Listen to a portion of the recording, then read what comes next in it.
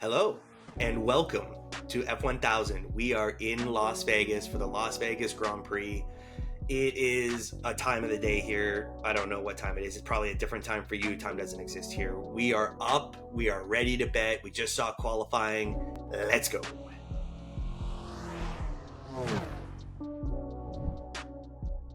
All right, Mike, we're here, man. We're set up in the hotel. We're doing our best with audio, visual. I think we're doing all right. I want to start talking teams, dude. Yeah, let's start talking teams. I'm happy to do that. There's only two teams that got both cars into Q3, the Ferraris and the Williams. Right. Sainz gets the penalties out of the top 10 now. So the Williams is the team with both cars in the top 10. I want to pick your brain. I'm a little confident in them, but I don't know if you see it the same way. No, I mean, I do. It's ironic. Well, it's not ironic. It makes complete sense that the two constructors that were in Q3 are the two constructors that have extremely good efficiency at low downforce levels. Straight line speeds. Right? So we know for both of those cars too, they don't really struggle with tire warm up the same way that a lot of the other, like we'll talk about the Mercedes and McLaren, the Red Bull, for example, they tend to over one lap to get the tires working in the right window. Yeah, that's not really a problem. And especially the Williams too, we've seen at some tracks, especially earlier in the year through the European sessions, where there might have been layouts that you thought wouldn't suit their car. And then they just did because they had the tires. And it was having to do with environmental factors, putting the tires in the right window for them. I think it was James Vowles was saying after qualifying, like a 14-degree track temperature is really great for them. Sure. That's ideal, right? They don't have to worry about overheating the rears. He also said they did a different warm-up program than other teams. Yeah. So I like that they're thinking strategically. It seems like they're understanding their car. Logan Sargent seems to have found a little bit of comfort with the car, but are they higher than they deserve to be because they went a different direction with tire warm-up and it worked, but that's not going to be relevant in the race? Well, I think it's going to be relevant to the sense that where are the opportunities for them to lose out positions? They're going to defend Saturday night so well on the strip. They're going to be very difficult to get by on the strip. We think you and I had talked about turn 1 and turn 14 kind of being the really two big overtaking opportunities. They were struggling, like the section like turns 5 through 9. They're going to struggle through. Like they don't have the downforce on the car to really be able to navigate that section where. But I think that's where they become a cork because that's not. I agree. Those aren't overtaking sections. Well, that's the thing that's benefiting them, right? Is that those sections are not designed to really allow for overtaking. No. So if they're going to lose out on time, they're just going to hold up the rest of the pack. Then they're going to hit out onto the straight, and realistically, it's going to be difficult to get past them. I think it is. Yeah, like I don't. It's going to be kind of like Monza, right? I think we've said that a few times this weekend. There's going to be elements, I think, of how this race plays out that will be similar to what we saw in Monza because of the similar nature in terms of layout. Sure. Right? Parabolica, you don't really pass on Parabolica. And then by the time you're on the straight, Albon he's just so fast on the straight, no one can get by him. No, and he was able to hold off. Like, what did he finish? I think it was P8. I can't remember. I'd have to go back. He was a cork. Like, he ended up, I think, so he had qualified in the top 10. It was this is the thing about Williams, which is really, it's kind of bizarre, is they seem to be the only constructor this year where you can, other than Red Bull, where you can kind of really peg them down for the tracks that you expect them to perform on. And they've done it. And then they do it. Yeah. Now, Alex Albon has given some really great performances on tracks where it was unexpected. Sure. And then once you look at some of the data, it becomes a little bit more obvious as to why those things happen. But, at the beginning of the year, if you talk to Vowles, if you talk to the drivers, they would have said Vegas, Monza. Right? Those are two tracks. Yeah. Right? Like, really. Yeah. So now we're here. They're both in Q3. They're both starting with premium grid spots on a track where overtaking is going to be difficult outside of those two, like turn 14 and turn 1. Yeah. I mean, like, even turn 14 for them, someone has to be able to get alongside them to go down the inside. 100%. And I don't know I think their straight line speed won't allow that. Now, do you have any concerns with Albon's knock into the wall? So in qualifying, he red flags qualifying.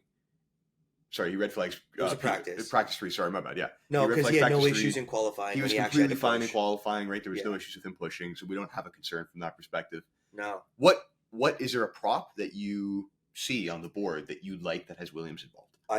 So Logan Sargent to be in the points. I don't think I would look at them to be anything other than the points. Like a points contender, yeah. They start in 6 and 7 or 5. Sorry, they start in 5 and 6. They start 5 and 6, yeah. And I love that it's Bottas and Magnussen right behind them. Yeah. Because I don't think they're a threat to pass the Williams. So eventually, both Williams are going to have to defend. I don't even know if Lewis gets through, but they're going to have to defend Perez and Sainz coming through at some point, and they probably lose out to those. So are they 7 and 8 then? I like them. I think they're in the points. So the question to you is, do we go with an Albon alone who's minus 275? Not a lot of value. No. Logan Sargent is minus 120, which feels a little icky just because it's minus money on Logan. But again, James Vowles was talking about their program with Logan and how he needed to come into the car. And the last couple of races, he's understood tire warm up a little bit better. And then he made the point when we were talking about Piastri, where you come to a track where everyone's a rookie. Now the rookie status is removed. I mean, that's what James Vowles said. He goes, Logan's rookie status is removed here, and look what he hooked up. So I understand completely that perspective. You said it's icky, and it is because it's a street track. There's going to be added pressure on Logan to get a result for so many different reasons. The fact that it's in the U.S. He might need a result for his seat. Well, I was going to say, that's probably the primary reason that there's going to be a ton of pressure on him. He's put himself in a position. Sometimes when you have a poor qualifying session, you kind of, it counts against you big time. Yeah. Right? But the pressure's a little bit off. Maybe you can have a great recovery drive. Sure. He's expected to finish in the points. And I think they're looking his at cheap points. Point that he got earlier in the year. Yeah. He has no points. No. He hasn't earned a point. No. So the expectation of the team is, hey man, I'm going to say, if you want a seat with us next year, you got to take this car into the points. Do you think keep it in the points? Yeah. Well, you got to. James ended the interview with our target is both cars in the points. Yeah. Do you think that he can do that? Truthfully, my answer is no. My answer is no, because I think that there's you and I have talked about this over the course of the weekend. I don't know how there isn't chaos. Mm-hmm. There seems to be a lot of factors that could influence crashes, potential power unit failures. With all that chaos potentially happening around him, is he not either one of the reasons it's happening, or is he caught up? Yeah, in it? You know what I mean? Yeah. It's just if it's plus money, I'm interested. So it's you got to get it's barely even money. Yeah. You got to go both cars in the points at plus 150. But now you got two cars on a street track, and it's the Williams. So yeah, I don't know. I was worried before we had seen the odds come out that the books were going to really squeeze you on Williams, because it is kind of like it's the in vogue pick, right? Mm-hmm. It is because it's a fast track, and they had talked all year about, like we said, being equipped to deal with it. Yeah. And now you see it. They start 5 and 6. There really isn't value the way that you would hope there would be value. And what they're doing with the Logan Sargent, they're just daring you. They're daring you to take Logan Sargent at minus money. At minus money. Yeah. If it's plus money, short minus money. Yeah, short minus money. If it's plus money, even a little bit longer, I think that there's some value. Right? Maybe there's a couple $100 there that makes sense. And if he goes into the wall, he goes into the wall. But I don't personally think it's worth it. I think you could find a similar even money bet that we would feel a little bit more confident in the result. We just have to dig. Okay, so I'm digging. There's one more here that I see involving the Williams before we move off them. Yeah. It's a Group 3 bet. Okay. Alex Albon, Pierre Gasly, Logan Sargent, and Valtteri Bottas. Now, Gasly does start in 4th. Right. But Alex is minus 150 there instead of minus 275 in the points. That's a smart bet. The thing is, that's a very smart way. Because Gasly, we talk about teams being surprised of their performance, good or bad. No one knows why Gasly's in 4th. No. The Alpine basically admitted they forfeited this weekend. They have no power. I know. They have and no then power. Somehow he's in 4th. So I don't now we're saying, okay, the Williams gets the Alpine, but I think I feel good about that. So Albon. Here's my so what you did was you took a situation on the Williams and you've turned it into something a lot more valuable. 100%. You only have 3 other drivers that you're dealing with there. You're not fighting. You're not giving himself you're not giving all of those positions, right? Like the 10 points scoring positions. I mean, you're obviously paying to get some value. What is that at minus 150? Minus 150. Here's my only concern. Williams does a lot of staying in place. You know what I mean? And if the chaos that happens around them benefits them, then they tend to move up. Uh-huh. But, and I'll give Albon a ton of credit. In Mexico, he just like pulled points out of his ass with those restarts. Like at the final restart after the red flag. Yeah. Like, I don't think you can count on that type of thing happening again and again. No, but he starts in 5th today. I understand that though. But like even those positions, even like the one position to like, get Gasly. Is he going to be able to get him? I guess that's the question. Like, I defending is a different thing. You'd feel differently if it was Bottas in front of him, probably. No, the fact that it's Gasly in the Alpine, I think that's like a... Gasly's not finishing in 4th. Yeah, I know. It's kind of confusing, though. Like, there's some confusing data, like, around the Alpines, or the, well, both, I guess, the Williams and the Alpines projected race pace. Mm-hmm. Both of them, like, kind of seemed overall slow. Really, Williams was struggling heavily again in those slow speed sections. Yeah. And that's, for me, like when you project out race pace, you got to think about like where they're sitting on track and how that's going to impact the cars behind them. Yeah. And we talked about that, like them staying in those point scoring positions because cars are finding some opportunity to pass them on 1 or 14. The better constructors with the better cars eventually will probably get through. Right. But some of the cars that are starting behind him, right? Like, we're not concerned about the Haas. We're not concerned about... No, I'm not. Right? We're not concerned about... Or Alfa Romeo. No. But just, like, it seems weird, but Gasly being in front of him is an inherent advantage. Now, maybe Albon gets him right away. I mean, would you do Gasly at plus 150? I don't feel good about it. No, not at all. No, I wouldn't want to be on. No, not at all. I wouldn't. So that's like, I don't... That's why... We don't have to be on the Williams. I know we don't. And it's just... Like you said earlier, there's 2 races where the Williams said, "Hey, we might be good," and like this is one of them. So, is there a way to capitalize? I mean, but I don't know if the value's not there. That's what I mean. Like, I think you really lose. There's so many diminishing returns on the Williams just because of where they ended up qualifying. The story in qualifying, the penalties taken, the weird things that like Checo like going into the pits and not. That was so weird. Like all of that stuff, really. I think we're looking in the wrong place because of the events that transpired that helped prop up the Williams starting position. Yeah. Because the books, it's so easy for the books to give you these like minus money lines on a car that, you know, is fighting for the final like 7th spot in the constructor standings. Really, like, I mean, yeah. And they haven't upgraded their car in weeks. Do they have a floor? I don't know. Right. So you just brought up Checo. That's a great segue. Yeah. Checo is minus 150 also to win his group. So I was looking at that and I'm thinking, if you're going to take a minus 150 group bet, like he starts behind Alonso and Hamilton. Yeah. He starts ahead of Norris. Yeah. I think that's the biggest no-brainer on this group bet. It seems to be that way. Like I would, because I don't think Lewis is a factor. I don't think. I think the Merc is going to struggle. Yeah. He doesn't know what. It does come to him. Albon made a comment in his interview where it seemed like nobody knows who's going to get graining or why they'll get graining. Yeah. But it's like, if you do, your race is screwed. And if you don't, you might win the race. Yeah. Like, that was the way Albon, he's like, I don't know if we're going to get graining. If we don't, they said it's like 1.5 seconds per lap the delta from graining and not graining. And that, if they're like, hey, here's what we can do to avoid the graining, but that's not what they're saying. He's like, hey, maybe we'll get graining and maybe we won't. I hope we don't. It's just managing tire temperature. Like, that's all it is. Right. It's like, that's the... Is that all it is? Yeah. It's like... So the Williams isn't going to be great at that. Properly managing tire temperature and eliminating that risk of graining. I mean, like, your ability to do that. So that, I mean, that there's 2, I would say, okay, very broad. This is broad strokes here, but there's 2 factors that allow you to do that. One is, what inherent advantages do you have from a setup perspective, from your car's inherent traits, right? So which cars are going to be better at doing that in general, and then which drivers have a level of expertise and experience that allows them to do that.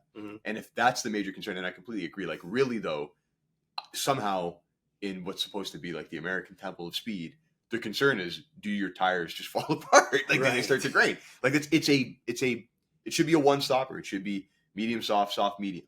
Right. And in order to do that though, like, and that was the George quote that I was saying earlier this week. He's like, it should be soft to medium or medium to soft a one stopper unless you start struggling with If graining. If you just get graining, then then it's it's a like five-stopper. it's a 5-stopper, right? Yeah. Like whatever you said, a 4-stopper, a 5-stopper, whatever Yeah. it might be. And you with Mercedes in general, like if you think about their qualifying session that happened, George is starting P3, Lewis is 10 after the penalties. Yeah. They're in the same car. They have admittedly similar setups. Like I was thinking, Did they go similar direction? yeah, when I was looking at it, I'm thinking, okay, this is another one of those situations where maybe Lewis is taking a bit more wing. He's sacrificing qualifying performance to manage the tires a little bit better. My understanding is that the setups are relatively similar. So that's not the case with Mercedes in general. It just happened to be, and this is what gets very confusing about this track and the impact of your distance between cars, how you're managing your tire temperature on a given stint or even a given lap. But he was, I think they were talking, I was reading Mark Hughes, my guy. Like he was saying literally a 4-degree difference in temperature of like entire temperature between George and Lewis. They had calculated that to be half a second of lap time in Q2. So one of the reasons that Hamilton goes out and George goes through in Q2 is that just George has his tires at the right window and Lewis can't. And it's not that Lewis can't, is incapable of doing that. Okay, but on that, yeah, this is happening enough times now. We almost need to call it what it is. Lewis didn't get enough practice. He didn't get enough practice, but okay, no, dude, Lewis, if he doesn't get 3 hours of practice sessions, he's just not good. No, I don't think that's the case. So every sprint week, I don't know. Mark. Yeah, you can dismiss it, but I think it's happening. Mark makes a really something that obviously me as like the casual viewer, I'm not going to pick up on this type of stuff. Hopefully, I start to learn to do it. But he's saying and you have to watch all the onboards to be able to make this determination, right? But Lewis to get into Q3, like how many times it's just been talked about this weekend, you need a really good tire prep lap, a very smart and savvy tire prep lap. And fucking Lance Stroll got in his way, right? So Lance gets in his way during his tire prep lap.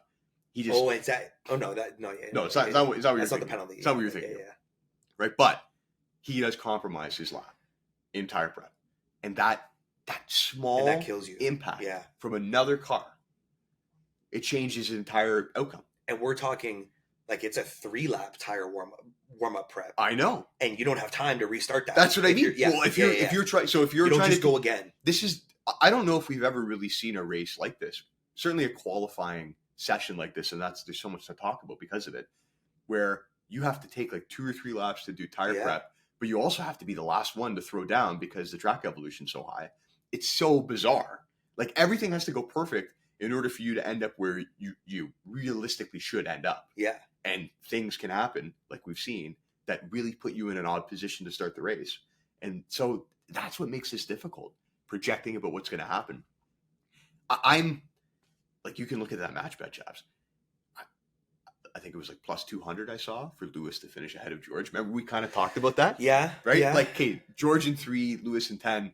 All it takes is George to manage his tires worse than Lewis. That's it.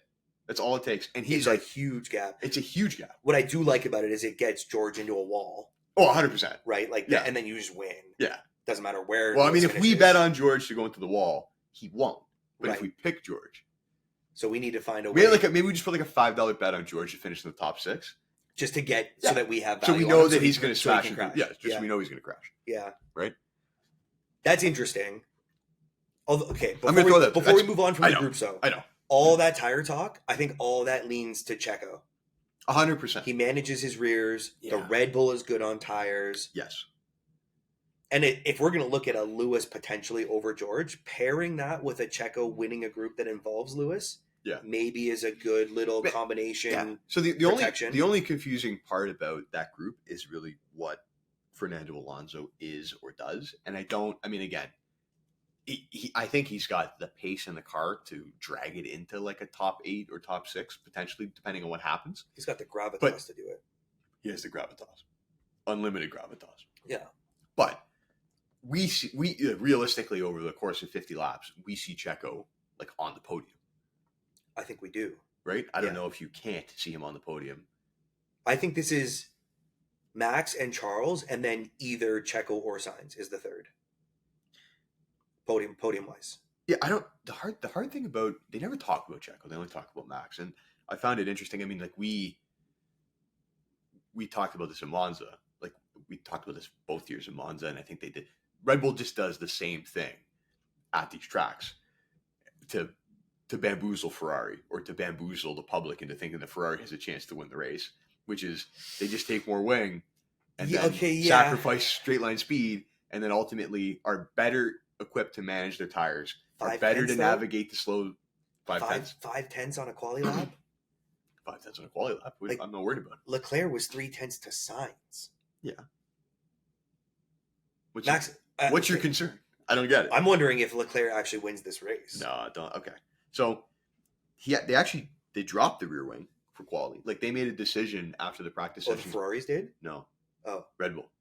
So like they ran those practice sessions, and the delta to Ferrari was very close. It was it was essentially on the same pace. Yeah. On the same projected one lap, and the long run pace for Red Bull after FP2 was Red Bull was out in front. Yeah, okay. And then they dropped. This is just Max's car, so I'm like, did they do this with Checo's car too? Who the fuck knows what happens with Checo in qualifying all the time? Literally, who knows? But before qualifying, they lowered the wing level of Verstappen's car. When you say lower, more downforce or more less downforce? More downforce. More. So they like literally they were like, like we're still. So what they did was they knew Sainz was going to take a penalty. They knew Max was. They're like, we can sacrifice a little bit. Yes. They already know. They know that Carlos is taking a penalty. They're looking at the other constructors out there. Nobody's a threat. They know McLaren's not a threat. They know Mercedes is not a threat. Like we have, like fucking Gasly starting in P4 for God's sake. Right. Like they knew. Max could have come out on a Monaco wing. Yeah. And he's still going to be P2. 100%. And Charles might beat him by 2 seconds. It doesn't matter. But Sainz is going to be out. That's what I mean. And so no one else can be there. For him, and now he's got a rate. It's such a simple decision. Yeah. It's so simple, but it's the only decision to make. It makes an incredible amount of sense. Yeah. So then now they are so much better prepared from a race pace perspective versus Ferrari. They're so much better prepared. And like we might want to start looking into like, does Max get Leclerc by lap 5? Like, is it that simple for him? Ooh, I didn't look at lap numbers. Yeah. Well, I mean, Max is minus 250 to win. It's so hard to pick a winner. I mean, minus 250 to win is pretty good value. It is pretty good value on Max. Second place on Max. When we've seen him at minus 600, like mid-season. Yeah, like I don't. This is okay. Listen, if like Leclerc wins the race tonight, I'm not gonna be that guy. Yeah, if Leclerc wins, is it yesterday or tomorrow? I don't fucking. In 3 days. It doesn't matter. We'll be those people too, I guess. We don't have any idea what's going on. Sky doesn't know what date it is. Nobody knows. Nobody knows. Max to lead lap 5 is plus 110. Yeah, I like. What's Max to lead lap 10 and win the race? Like, can we extract lap 10 they have a minus 250. So it's just he wins. Well, this isn't winning. This is just leader after lap. Yeah, but what? Okay, can we do minus? I'll look. Yeah, can we extract a little bit more value on? I love the idea of just being able to win what I think is an easy bet because of circumstance. Yes. Like Max wins unless something happens, which like you got to caveat everything you say with unless something happens. That's implicit in this sport. I know. I don't think Leclerc stands a chance. That like small nuanced change that they make is such an admission that they are so confident that they're going to be able to out. They don't even have to. He doesn't even have to beat him in the slow speed sections and overtake him with DRS. No. He could literally just out manage him with better downforce and better tire management. The only issue I have with that is this just Monza again, where Max waited 15 laps. And then they just went Red Bulls engage, and then they both on lap 15 they both just overtook. Yeah, but that happened though because they had both Ferraris up there. Like he's a sitting duck. Like Monza's a different story because Carlos is on pole and Leclerc's second. Yes. Right. Yes. That's different. And kudos to the Ferrari. They were like, let's set up to win qualifying and play a team game, and they did. And it didn't work out ultimately in the end. But what that does do is puts off the inevitable for a long period of time. Does that happen here? This is a really short run from start finish to turn 1. Yeah, like what? So we know, like this is the only concern I have on the inverse is the whole. The Ferraris get their tires in the working window right away. Yeah, Leclerc gets away quickly. He builds a lead. I wouldn't take Max lap 1. No. I wouldn't even take him. I don't think I'd take him lap 5 to be honest. Like, so lap 10 just lead the lap 10 is minus 250. Lap 10 and win is minus 225. It's just not enough value. It doesn't really make sense. Whereas plus 110. You might as well just take him to win at that point. He's minus 250 to win. Yeah, you might as well take him. You might as well take him to win. Well, actually, the best part. Let him take the lead on the last Here's lap. The best part. Do that like stupid enhanced win. He's probably Oh, minus. right. It's probably minus 225. What's the boosted win? Minus 225. Yeah, so like that's not a bad bet, by the way. Minus 225 It's on really not a on bad Max bet. to win. He starts in P2. Like, you know, we kind of That's- talked about the Matrix. It has inherent value because he's in P2. If you want to talk a steep bet at the top of the grid, you get the guy who can run clear of the pack.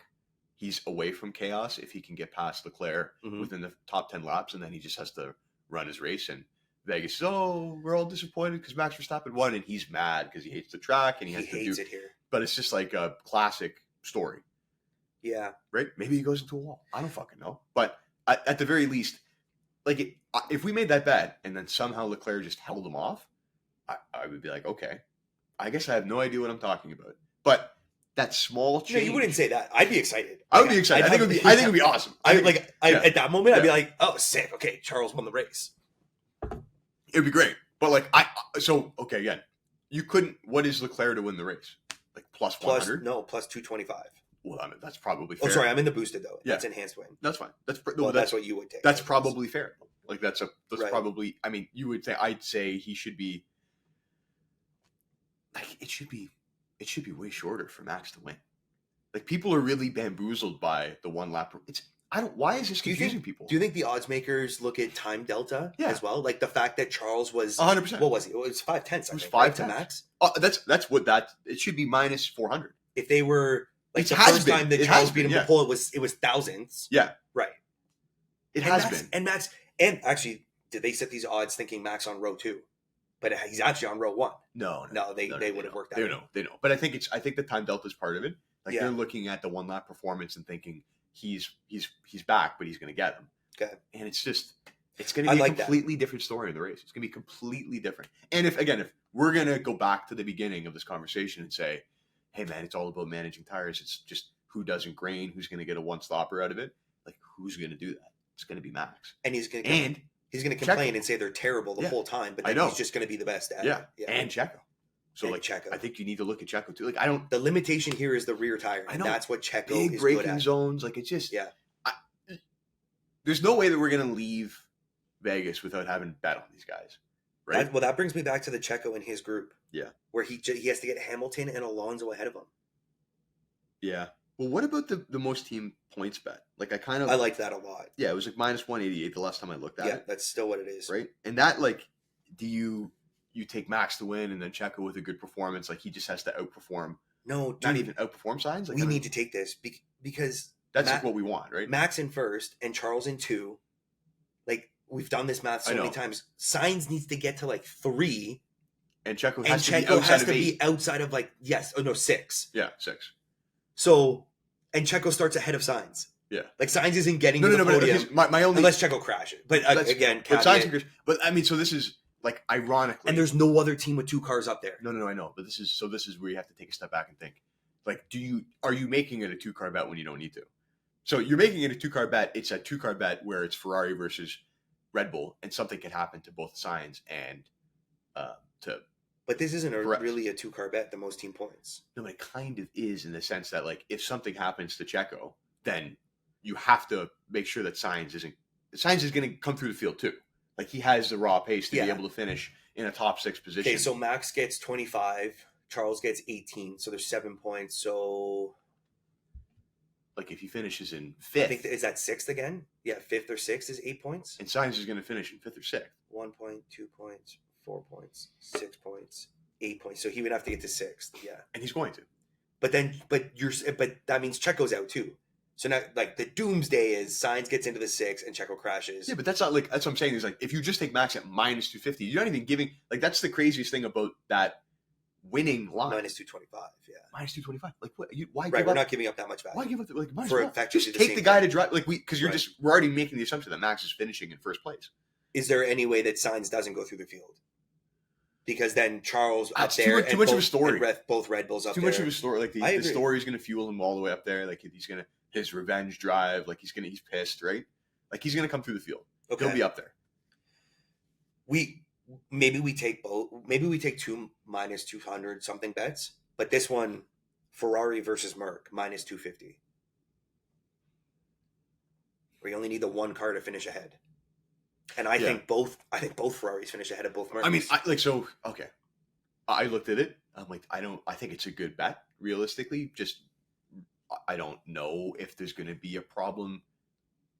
It's hard to say, because the graining versus the regular like thermal deg that they deal with are two different things, right? And that's not realistically going to be a problem for Ferrari.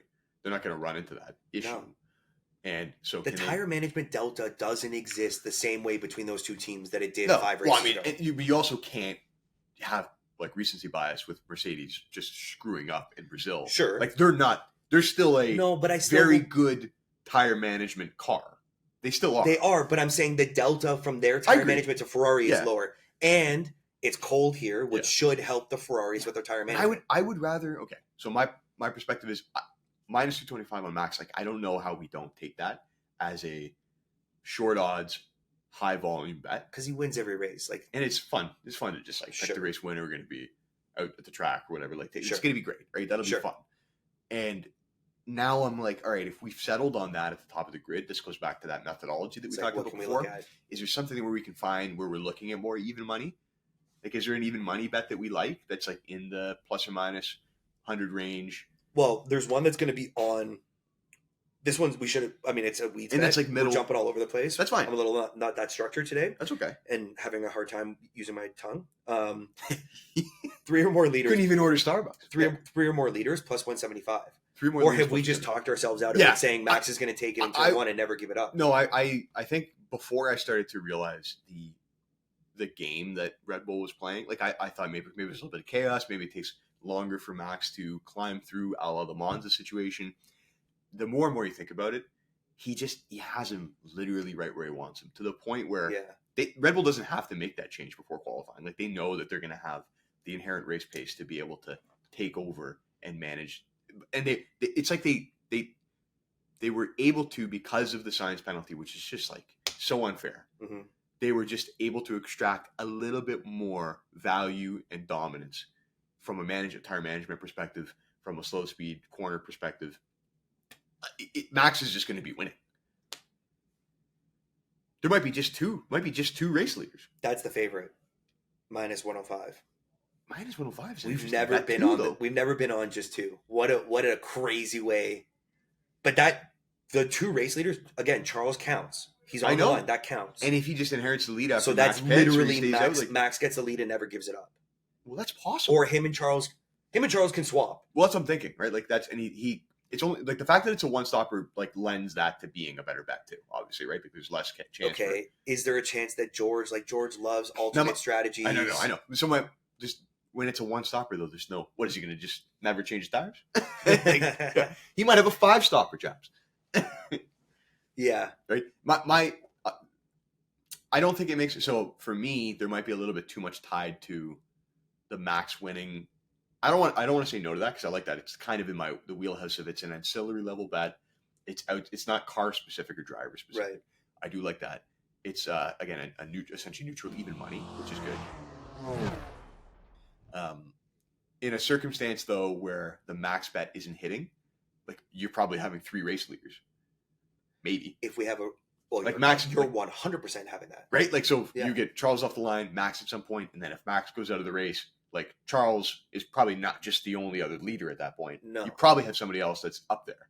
Maybe it is George, depending on when that happens. Albon's been known to go 50 laps on a hard tire. That's like something weird happens, right? So like when you try to like covering ourselves off, that might not be the best bet, right? There might be another, again, one of those ancillary level bets that. So if we can find something that isn't more so tied to the top of the grid, I'm interested. But I'm not saying no to that, because I think I still like it falling in line. You know what the problem I think we're having is the Williams is the bottom of the grid team that I would have wanted to look at, and 100%. They put themselves at the top. Mm-hmm. Well, is there? I know it's risky. I don't hate both Williams and the points at plus 150, and just being, we were on it the one time that the Williams had a good weekend. I don't know. I do hate it. You hate it. I do hate it. You hate it. I do hate it. Like, I hate it. Like, I don't like the bet. Okay. I don't like the bet. I don't disagree for all the reasons, including it's a street track. Yeah. Logan's going to push it too hard and he'll DNF this race. Man, I hope he, like, honestly, I would, I don't want to be on it, and then I would love for. I mean, let's keep looking here, but I would love for the Williams to just play out the way we think it's going to play out, where they're just a cork. They finish 7, 8, 9, and 8, 8 and 9. Yeah, 8 and 9. Like that would help us build out a potential middle of the order bet here if we think that's what's going to happen. Yeah. Like who's not getting by them? Who's getting bobbled up? Is there like dude? I see Checo and Sainz are the only two that are going to get through them. Yeah, so when you say that though, because I had proposed, does Lewis get George? The only way you think Lewis gets George is if George crashes. That's really the only reason I like that. Do you think that delta between the two of them is too many positions? I don't want to be on. I don't want to. Yeah, no, I don't like Lewis when he has no practice. Okay, we've seen it enough times that I have to kind of trust it now. Okay, he makes the wrong setup calls, and then he doesn't have a full like he just. I don't know, man. I'm saying. I know I'm being super general about it, but it's been every sprint race this weekend. He just has the wrong setup. And he's like, George went a different direction, and we took the wrong direction. I guess that didn't happen this time. No, but they lost an hour. That's the consistency. Is they lost an hour of running, and then Lewis is 7 places behind his teammate. So maybe they're unrelated. It's a circumstance. But but those circumstances have been correlated enough times this season that I think my eyes have to say, is this a real thing? But George probably crashes, which is why I don't hate the Lewis over George. Yeah, I mean, like I like the fact that you have that as a factor, plus the fact that he could just manage his tires better, and that ends up being the difference ultimately in the end. Yeah, like the harder situation to come to terms with is if we really think the Williams are going to be frustrating in the middle of that top 10, top 12. Mm-hmm. Which I think they will. Like, is Lewis getting through? He's not a guarantee to me. I think guaranteed Checo and Sainz get through them. I think on race pace, 100%. Race pace, and they have straight line speed. Yeah. Like, those two cars also are fast in a straight line. The Mercedes is not. I know, but it's still projecting to have enough to stay close. Like, this goes into how do you make those turn 1 and turn 14 moves? You have to be following closely out of the straights, right? So you need to be following closely. Going into the straight. Going into the straight. Yeah. Use DRS, leverage that, get by. And the Mercedes, if they have a tire, like this is the hardest part. Like what I really, really don't want, now I'm just talking about them in general compared to the field. Is there value on Mercedes in some way? Or is it diminished? Like is there some value with Lewis? Like I think if they had the 1 lap pace, if the car had the 1 lap pace to finish top 3, right? Not really, but like it's a fake top 3, top 4. Top 4. George got up there. Yeah, right. So like the car has the ability to do it over 1 lap. Is Lewis in a position where you can get some value? Let's see what he is to like top 6. I think he was so minus money for top 6. Minus 250. I mean, they see him going through. Minus 250. Does Albon hold on to a top 6? That's way too high for him. No, he won't. No, I don't think so. No. It's just like, is Lewis going to finish ahead of Fernando? I don't know. He could not. Yeah, that's where that actually doesn't. It doesn't make the top 6 bet. It makes me feel weird, but I'm not confident in Lewis right now this weekend. Yeah, but that's when he has a really great drive. Fuck, I know. Right? Like I know. We just like doubled down too much on him in Brazil. He's out of position here. We know why. Like we understand. We haven't I don't think Brazil is part of my doubt on him. I hadn't been thinking about. I don't want you to be scared away from it though because of that. You know what I mean? No. And I wasn't. I don't think Brazil was factoring. I kind of like this idea of extracting some value out of his position. You don't really get it with a lot of those traditional finishing position bets. Mm-hmm. And that's why I'm like, maybe he just gets George. Like maybe something happens plus 200. Maybe that's a longer bet. Maybe that's the even money bet. I don't want to stay too much on it, but I as soon as I saw that, I thought, if this is going to be a tire management race, yeah, right? Like this is George. Show us something, man. Like I don't know. Does George try to do too much? He probably does. Like, this is an interesting way to think about it, right? The Alpine, both Williams, the Alfa Romeo, the Haas, that are all between them, are irrelevant. So really, by like lap 15, Lewis and George should be running right beside each other. It's very possible, right? Yeah. I mean, the Williams maybe is the cork, and sure, it takes time, and it takes a couple more laps, and hopefully Lewis doesn't grain his tires trying to get by the Williams. Trying to push, yeah. But does this end up like 20 laps into the race? They are just right beside each other, and now we've got plus 200 on Lewis just to force George into the wall again because he's right on his ass. I'm just like, I think George is delusional. Okay, he's not. He is. He's like he's delusional. It's one of the reasons that makes him and has made him so successful, like rising up through the single seater rankings. And he said it like a million times this year. He's like, I'm a hyper aggressive driver. So he's sitting like he's in qualifies P3. Should he be P3? No, like there's faster cars that should be ahead of him.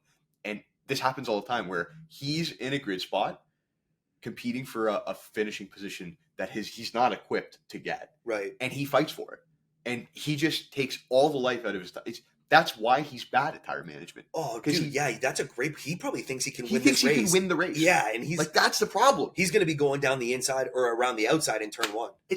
He's fucked. You know what, dude? He's absolutely fucked. I want Lewis over George because George is going to crash out of this race. He can crash out, or he just annihilates his tires, and he's on a 2-stopper, and everybody else is on a 1-stopper. And that's plus 200. Well, that was plus 200 when I saw it, and I'm like, you look at that, and you're like, it should be longer. You think, but that's how confident the books are that George is just going to fuck this up. He's not going to get the points here. I'm checking the line now. Race Plus match 200. Bets? Yeah, plus 200. Plus 200, yeah. That was the only race, like the race match bets, that was the only one that really stood out to me. I'm going to put a small star. A tiny star. Tiny star. Tiny star for now. Tiny star for now. Hey, I need to start starring something. No, I agree. 41 minutes in. Yeah. Nobody knows what time it is here. So that's like that type of bet for me is not like, that's kind of like an ancillary bet because that's just it's a 1v1. Yeah. And it takes the top and the bottom of the grid into consideration. Yeah. Right? The biggest thing that's bringing me to it is my own idea that all those cars between them are irrelevant. Yeah. But they are though.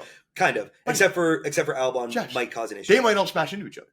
Like that might be where the chaos. That could be the chaos right there. We have Kevin Magnussen in there and Valtteri Bottas. I don't even know what to think other than Bottas top 10. I'm going to segue myself into that. What do you think about Magnussen? Because there's another group bet that I think could be interesting, but I'm curious on what you think about Magnussen. I mean, I don't want to bet on him. I was looking at someone else. Yeah, you were looking at Hulk, like that match bet? No, you didn't. Is there a group bet that you liked? Well, I don't know if we like it. It's Group 4. Yeah. And the name that stood out to me is Ricciardo. But he's behind both Haases. Yeah. I don't like, this is the one track.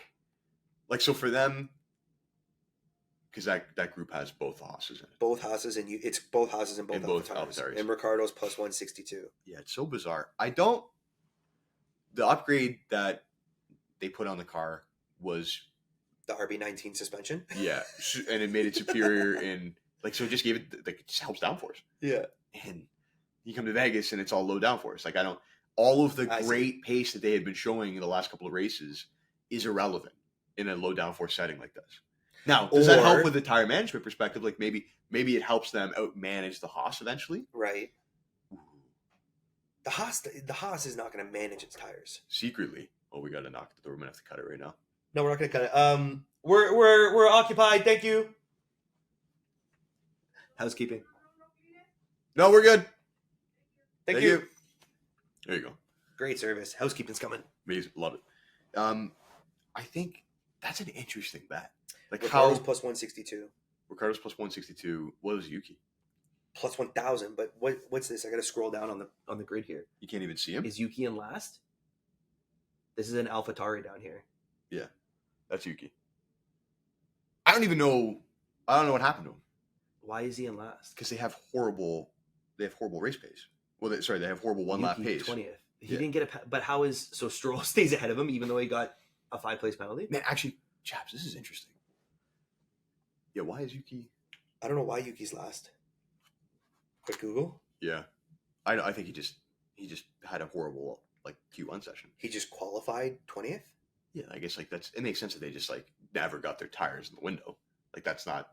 If the Red Bull has that problem about getting the tires in the right window over one lap, like obviously the AlphaTauri has that problem exaggerated tenfold. Yeah. Right. I don't know, man. Like they're not. I'm gonna listen. We got. Should we just play this? What is it? It's him talking about what went wrong. Do you? Okay. But well, maybe we don't need to play this because I would still like Ricciardo's better than Yuki. That's like I wouldn't take Yuki over Ricciardo. Yeah, I kind of like that bet secretly. Like I would be very concerned. I wouldn't want to take the Haas. You taking what appears to be the worst one lap car and one of the better in the midfield, and it's just like I think I would rather take the AlphaTauri over the course of 50 laps. Like I literally would. There's no surprise that the Haas qualified, like Magnussen put it into 8th because it was cold, and that's when their tires come alive. But they're not going to do that for a whole race. No, I don't. Like they're going to be the team that almost immediately has graining problems. Yes. I don't know how they can avoid it. Like there's just something wrong with the car. The car is not good. Yeah, there's something wrong with the car. Yeah. And this is not. We shouldn't be. They did two different. This is an interesting perspective on it too.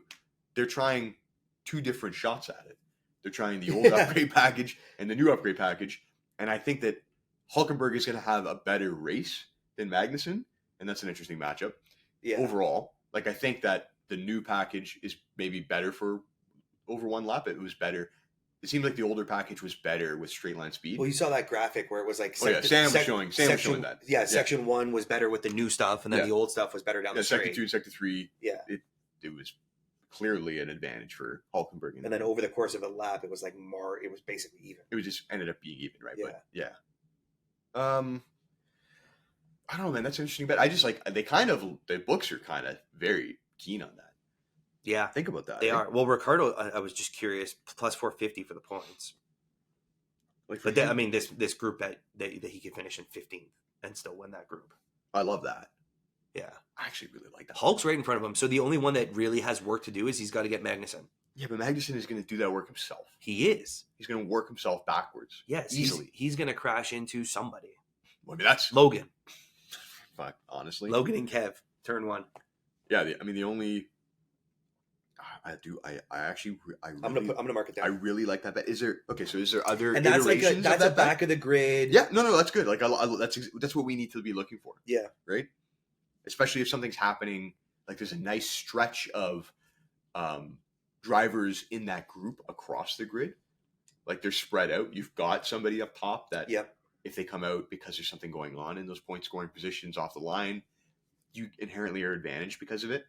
Ooh, I like that. I forgot to star the max win enhanced, which we were probably going to take too, right? Oh, 100%. That was 225. Okay. That's a really savvy bet, I feel like. I like that bet. With such a mixed up grid when it's like this, like again, only one team, I guess Lewis gets in the top 10. Only one team really is in the top 10 with both cars. So then you go to these groups and how have they grouped people together? Yeah. And I like that one. Yeah, I mean, you can already see they struggled because they just have the 4. Like sometimes they just have the 4 of them. Yeah. Every other group is a mix of different teams. Very ancillary. Yeah. Like, is there just a red flag in this race? 2 out of 4 sessions have been red flagged already. I was thinking that too. I mean, if somebody crashes, given it's a street track, like you have to red flag it. You have to. Like I almost would feel stupid not taking it. What, it's got to be minus money, significantly plus 125. What? Yeah. Really? Well, let me double check that it didn't drop on us. Plus 125, yes. Minus 175, no. The reason that no usually gets the extra value is I think there is a mentality where they try to do everything to avoid the red flag. I'm just like, does that matter though? No, because they did it in fucking Brazil on us, where I know, and it just because that happened on the straight, and things are congested. 2 out of 3 practice sessions, I know, were red flagged. Oh man. Now, okay, are they a little more whimsical with it in practice? Probably.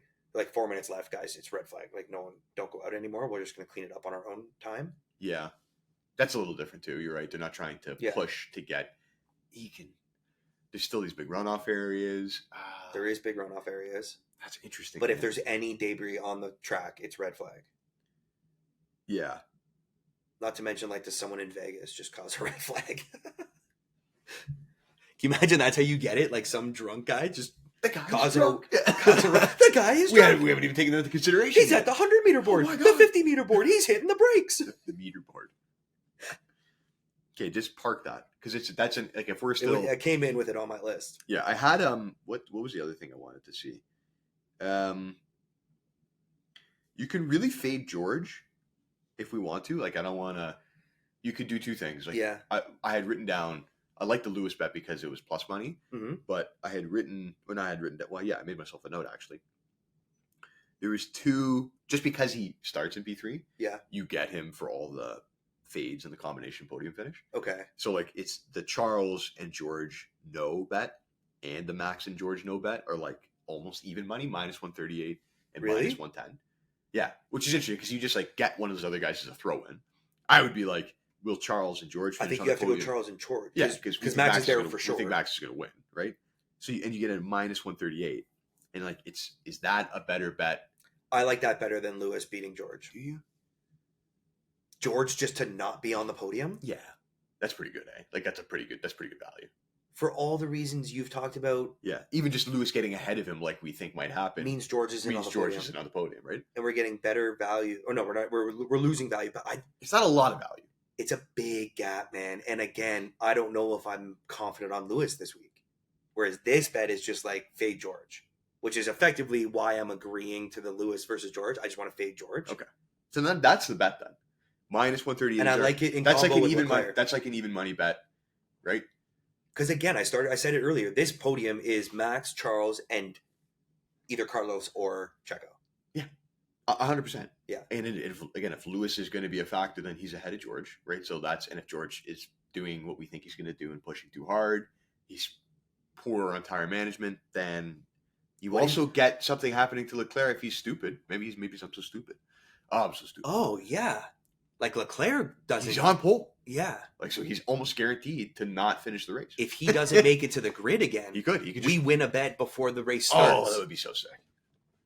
So that's like minus 138 is like a really what's the line. grouping? I always struggle finding this combination podium. They hide it. They don't put it near the TriCast. I know. Right? And they have like usually they have like 17 bets. They have none. Well, because there's only so many combos that can actually happen here. Yeah, just because of where Sainz and Charles Leclerc Checo and George Russell minus 138. Like that's got to be. Yeah. It should be minus 225. It probably will be. Dude, all of a sudden, I think we're kind of building out a bet slip. I know. It kind of is nice, eh? Like, combo. And there's a good spread. Like, I already see a nice spread kind of happening. Yeah. So, when we were talking about, like, top of the order, mid or bottom of the order, and then, like, those ancillary bets, I always consider the fades to be ancillary bets. Right? Like, fades. Interesting, yeah. Fades are not. Fade, it's auto racing. Like, anytime you have a fade on the board is good. Sure. Right? Like, there's so many different reasons why it might not happen. Right. So those are two different categories of bets. Fades and then prop picks. They're totally different. And just because the fade involves the podium, it's actually not a podium. That's what I mean, though. Like, this is not a podium bet. Like, we have Max to win the race. Yes. There's no trade-off here. These are two different things completely. Like, these two bets, Max winning and George not on the podium, exist in completely different realms, essentially. Mm-hmm. Right? Because it's the inverse. You're not taking something to happen, you're taking something not to happen. Combo, Max win. Do we want... Okay, quick reset. Yeah. Starred, I've got Max and Hans win at minus 225. Yeah. Danny wins the group 4 at plus 162. And the combo of Charles and George fading at minus 138. I actually I like that. I like those three. I like that. I like those three right now. I like those three. I like the Ferrari versus Merc. I love, but it's minus 250. I don't know if we need to work it in. No. 3 or more leaders, I think we moved off of. Yes, we did. Red flag, we've moved off of. Yep. The both Williams and the points. We don't want to be on that. The only other bet that I had looked at that I thought was interesting, and maybe I don't want to double. So we talked about this, like big braking zones, good tire management. Checo starts ahead of Carlos. Yep. Is that plus 1,200 for without Max? Like, does Checo just win the race without Max? No. You don't think so? You think Leclerc is too much of a factor? I think Leclerc actually looks good here. Okay. I think this is real. This isn't... He led every session. Like, he led all the qualifying. I guess, like, my concern is that I know that Max took the wing level down, and I think he's in the position at P2 with the DRS advantage, just having to get one guy. I think he's advantaged by that massively. I don't love how much traffic Checo has to come through. He's going to be there though. The Checo bet to me is Checo Group 2 minus 150. Yeah, I agree. Lewis, Alonso. I mean, they put Lando in. This is plus 1,200 though, dude. Oh yeah, right. Like, let's keep that in mind. Right. Like, is that interesting? Is that interesting? Like, hey, that interesting? Put it this way. Okay. We looked at the People's Podium bet, and it's a plus 900. Yeah. TriCast. This is plus 1,200 for just Checo to be in the same position almost pretty well. That actually doesn't make any sense. Like, the biggest difference is, will he finish ahead of Leclerc? Right. Okay, hold on. Which we haven't. I mean, remember last week he battled in Brazil. He battled and then didn't get the podium. Like, he got himself all the way there and then couldn't get Alonso. 100%, and there's a really high chance that happens. It's just that this track suits his driving style. That's the difference. Yes. Right. It doesn't even necessarily suit the car better. No, it suits him. Just suits him better. Yes. Which I for Checo, like you rather have street track big. Like, is this not the perfect combination for him? It's street track big braking zones. Yeah. That's it. And he's proven to us that's the one thing we can rely on with Checo. $100 like on that is like that's a $1,200 payout. You make your money there. That actually kind of makes me like, because we got some minus money here. That's unconnected. Like Chaos at the top of the order. Is that without Max? Without Max. So now, Max can still win the enhanced, and Checo can be P2, and then we double up. Oh yeah. Like 100%. You don't want to fuck around with that, obviously, right? But is there so now you have to look? Is there a better version of that bet that exists? Checo at top 2 finish is plus 500. Yeah, anything where that doesn't make any sense because we think Max is there. You just have to take Max out of the equation, and Checo has to be ahead of. Like, Checo has to be ahead of. This is a bet on Checo to get Sainz, or Checo to get Leclerc. Checo to get Leclerc. This is a bet on does the graining happen? Like, maybe it does. Maybe the graining happens to Leclerc. I don't know if it will, but at plus 1,200, I'm willing to. How many times? Okay, I like that. How many times in this recording have I said the podium's going to be Max? Yeah. Probably Charles. Yeah. And then either Sainz or Checo. Yeah. So we're saying, okay, so it's Checo's in 3. Is he going to be 2? Maybe he's 2. Yeah. I don't know. Maybe. He's 4. Is he going to be 2? Maybe. He's there. At that point, if he's there, if he's up there, he's there. Yeah. Right? And he clinches P2 in the championship this week. Like, I kind of like that. I didn't expect it to be that long when I looked. If you're going to take the track, like, I mean, if you looked at the calendar at the beginning of the year, and this was being talked about when Checo had won those 2 races, like when he wins Jeddah, for example. You're like, wow, like, look at Checo go. And then obviously the Miami thing happens and Max fucking crushes him into, like, he makes him into a diamond. He makes him into a diamond, yeah. Right? But once Jeddah happens, you're looking at the calendar and you're like, yo, there's another one that Max could win, or that Checo could win. Like, could win. Now we know that's not even a possibility. No. But he doesn't have to win it. He just has to finish second to his teammate. I like it. Okay? I think this is a slip. I think it is too. I do like it. What are you doing? Oh, that was cool. I just needed more space on this page. I like that. Checo without Max. Plus 1,200. Okay. That's good. That's looking good, right? Like, that's a pretty good array. We got Danny in the back. I like Danny in the back. We got a winner. We got a random ancillary fade that just George won't be there. George won't be there. Like, Checo coming up helps that. Sure. Right? In a lot of ways, he's taking a position out of the podium. Sure. Right? It's interesting. Yeah. Let's talk dollars. Okay. Let's talk dollars. How are we gonna make this work? Because we can't. No, we're gonna be fine with placing it. Okay. We just need to, on recording, we just need to choose our value, and then we'll get offline and we'll throw it in. I kind of like the hundo. No, we don't need to do hundo. You don't need to do hundo on Checo. You could probably do 50 at that value. You could probably do. Do you want to win? You win money on Checo, or do you just like that's a nice to have? Okay, so let's think about this. Like, all right, what a worst case scenario for us is Max comes out of the race, I guess theoretically, and that gives an extra podium position for George. Yeah. In which case, you really need Checo to come up. That advantage is Checo because that's another position to get him closer. But you're right, up to the top. So we can't bet. We're not betting around Max coming out of the race. You can't do that. No. Obviously, I get that too. Right. So that has to be. That's the bet. Right. Like that's the bet. But if it doesn't, Max to win. Yeah. If it doesn't happen. So that's minus 225. So Which a is such good a value. $450 bet on it is that's where you win 200, right? Or 100? Sorry, say that again. 450 on minus 225. 450 and minus 225 That wins 100 or 200? is winning.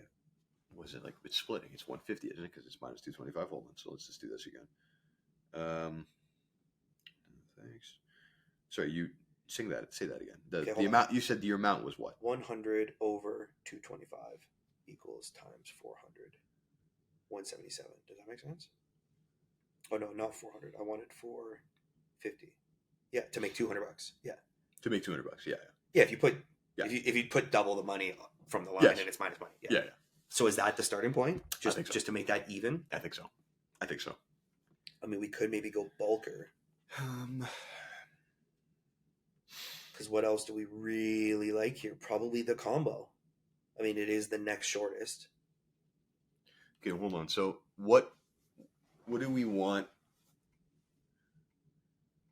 What do we want covering off here? Like I'm saying, is it something as simple as like if something does happen to Max, then we're hoping that's where it's hard. Like, do you hope that something happens to Max and are we better to do the Max and George fade combo? They work together? It was the same line, right? We went Charles and George. The reality is we're saying George isn't on the podium. And we took Charles because we think Max is a guaranteed on the podium. But now if we're saying we're going bulk on Max winning, you have to do that, and he doesn't win, then it's him. Like I saw it as like Charles is actually extra value, but you're probably right. If like, Max crashes, and that means George is now on the podium. You know what's hilarious? That is it's minus 110. Isn't it the same? No, it's minus 110. It's better. I think because if our biggest concern is Max crashes and George sneaks on the podium, then we need Max not on that podium. Yes, that's the fade. That makes sense. Yeah, which is odd the way that it's set up too. Why is that minus 110? That should be minus 138. Weird. Because they think it's more likely that Charles crashes than Max. Yes. Yeah. Which it is. Yes. But the way we're structuring our bet, we need the protection from Max. 100%. So that's a minus 110 bet. Is it still? You're checking right now? I'm going to just make sure. Dude, that's such a smart way to approach that. 100%. Very, very smart call. Group. Because it's not, the value's not on Leclerc. No, I hope he has a good. I want to see him have a great race. Sure, I would love to see that and take a fucking podium spot away from, like, be there. We need him to be there. Actually. Yeah, actually, now we need him to be there. We need him to be there, which is great. I like him in P3 would be the perfect scenario. It would be excellent. That would be amazing if it was just 1, 2, 3. That would be so sick. Let me just make sure that's. Make sure it's the 110. It is minus 110. Yeah. Well, Max and George finish on the podium. No is minus 110. Yeah. Yes is minus 125. It's hilarious. What? I know. They just don't think they're going to come through. They just don't, like, I guess that's what that is. That's an acknowledgement that they're not going to come through. They don't think they're going to come through, and then they look at 4, 5, 6, 7, 8, 9 are not. There's no chance. So it's like, what? Yeah, you have to go minus money then. Yeah. But we don't see it that way. No, we see that, like, Lewis literally might be able to get George. I don't know if this is not the spot that you want George in. No. I still think that. And then if George is on the podium and Max is also, so our combo fade loses, well then Max won the race and we have that. Like, yeah, so that's a big bet then. What did you start with? Started with 450. I think it needs to be more, maybe. At least 500, I think. Because then what happens here? I'm just gonna. It's a combination. Let's plug 50 on Checo. Let's plug 50. That's a long shot for him to get all the way to 2. That's fine. Yeah, because these two, the Danny and the Fade, need to make up Max and make us money. Yes, if possible, right? Like they can they make us money? I don't know if they can. Not if we're gonna throw like 500 on Max, nothing else is gonna pay out. We have 450 on 2 bets. One of them is almost even money, which is sick. Actually, minus 110 is giving us a little bit of extra value, which is nice. Like, is it as simple as 450 on Max still? So that makes 200 if it wins. And then 50 on Checo. So we got 500 to play with. Like, is it just 250, 250? We could probably be smart about. If the Max loses, then the combo's definitely going to hit. Yep. So that kind of have to max that out. Yeah. Right? Like, that almost has to be 350 and then Danny's 150. Because what's he's Danny? plus money. He's plus 162. It's like what's the like? That's just like that's a cherry on top, right? Do we need Danny? Yeah. You know what? No, I'm not gonna go. let us go down. We do that, and then now all of a sudden, we're on his max. Yeah. Yeah, we can't do that. No, we need Danny at the bottom of the grid. We need Danny at the bottom of the grid. That's the cherry, but it doesn't have to be steep. Like it doesn't. It can be 150 or 200. Like it can be in that range, right? So we got 500 here. So we go 300 here. What's 300 on minus 110? 100 over 110. Losing 5%. 272 payout. Yeah. And then you got 200 on Danny.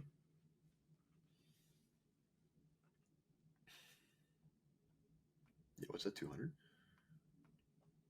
324. So that covers if the combo fade loses.